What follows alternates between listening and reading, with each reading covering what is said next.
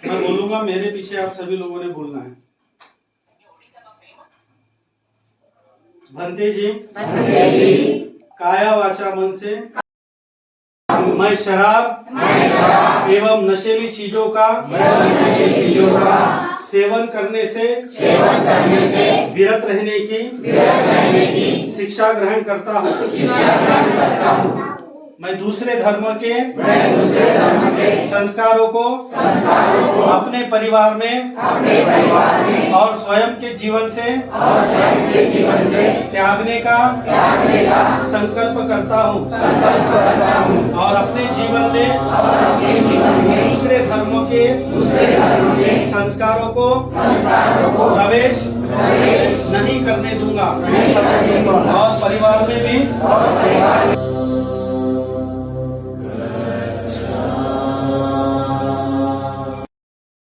गौरतलब है कि दिनांक 3 जुलाई 2023 से आषाढ़ी पूर्णिमा से अश्विन पूर्णिमा दिनांक 28 अक्टूबर 2023 तक एवं सतत 5 नवंबर 23 कुल 126 दिन का दिवस तक इस समिति से जुड़े समस्त उपासक उपासिकाओं द्वारा प्रतिदिन सुबह शाम उपोषित व्रत रखकर त्रिशरण पंचशील बुद्ध धम्म एवं संघ वंदना महामंगल सूत्र पठन शपथ के साथ मंगल मैत्री भावना का सस्वर पठन किया गया एवं बाद धम्म का सर्वश्रेष्ठ ग्रंथ जिसमें भगवान बुद्ध के मुखारबिंद से दिए गए उपदेशों का संग्रह है त्रिपिटक के धम्मपद के समस्त 27 वर्गों का पठन किया गया।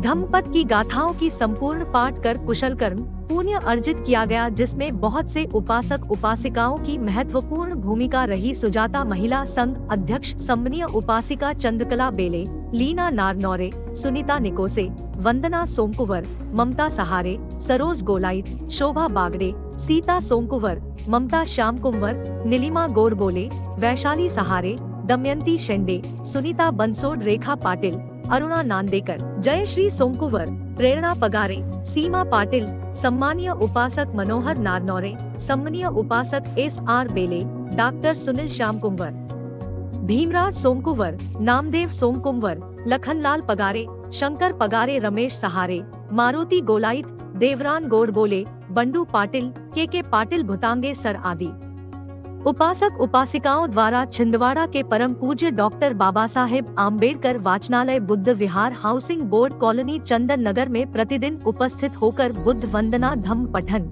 ध्यान साधना एवं शीलों को पालन करने शिक्षा धम्म की शिक्षा प्राप्त किया।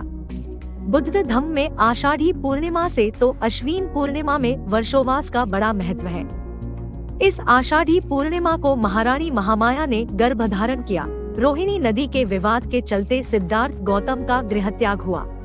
तथागत गौतम बुद्ध ने 6 वर्ष कठिन तपस्या की पश्चात जो वैशाख पूर्णिमा को बोधि ज्ञान प्राप्त किया वह प्रारंभ में कल्याणकारी, मध्य में भी कल्याणकारी तथा अंत में भी कल्याणकारी है। पश्चात ऐसे महान धम्म का उपदेश 5 पंचवर्गीय तपस्वी साधुओं को अपना पहला उपदेश देकर प्रथम धम्मचक्र प्रवर्तन किया, वह भी आषाढ़ी पूर्णिमा का ही दिवस था। इस वर्षावास समापन कार्यक्रम के प्रारंभ में छिंदवाड़ा के चंदन नगर बुद्ध विहार परिसर में धम्म ध्वजारोहण किया गया। तत्पश्चात धम्म रैली डॉक्टर बाबा साहेब आम्बेडकर वाचनालय बुद्ध विहार में परित्राण पाठ ध्यान साधना की गई। कार्यक्रम के अंत में शाम 4:30 पर सामूहिक भोजन दान कर कार्यक्रम का समापन किया गया।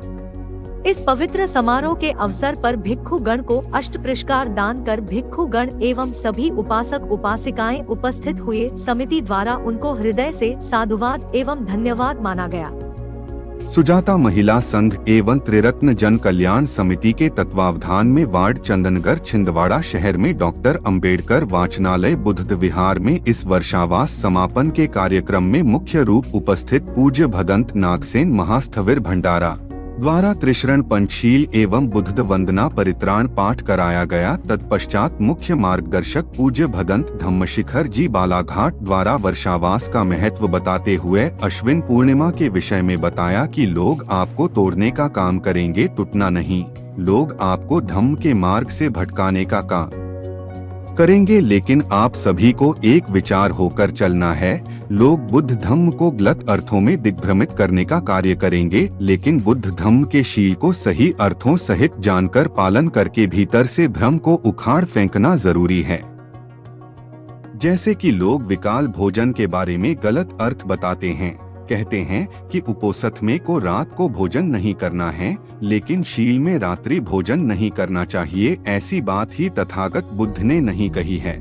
केवल यह बोला गया है कि विकाल भोजन वेरमणि सिक्खापदन समादियामिका अर्थात समय पर भोजन करना है, समय असमय भोजन नहीं करना है। विकाल यह शब्द समय को दर्शाता है। पाली भाषा में विकाल यह शब्द का अर्थ यह है कि समय पर भोजन करना है, ज्यादा नहीं और कम भी नहीं। अपनी भोजन की मात्रा का ज्ञान होना चाहिए। इस प्रकार भोजन के संबंध में तथागत भगवान बुद्ध ने शील दिया है, इसलिए छठे शील में आप लोगों ने सही अर्थ जानकर पालन करना है। दूसरी यह महत्वपूर्ण बात है कि अन्य धर्म के लोग काल्पनिक गुरु या ईश्वर का नाम लेकर मानवता धर्म के नाम से तथागत बुद्ध के धम्म के उपदेश को अपनाकर अपने आप का विकास कर रहे हैं। तो आपका इतना बड़ा बौद्ध धम्म का समाज तथागत समयक संबुद्ध एवं आधुनिक बुद्ध बाबा साहेब आम्बेडकर के विचारों और उपदेशों से क्या बौद्ध समाज अपने आप का भला नहीं कर सकता? ऐसा सवाल सभी से पूछने पर जवाब में उपासक उपासिकाओं ने कहा, हाँ, हम बुद्ध धम्म का पालन करके अपने आप का भी भला कर सकते हैं। सभी उपासक उपासिकाओं द्वारा उपोसथ एवं 22 प्रतिज्ञाओं को पालन करने संकल्प लिया गया। बुद्धानुशासन में बुद्ध धम्म मार्ग पर चलने से मानव समाज का सर्वांगीण विकास संभव है।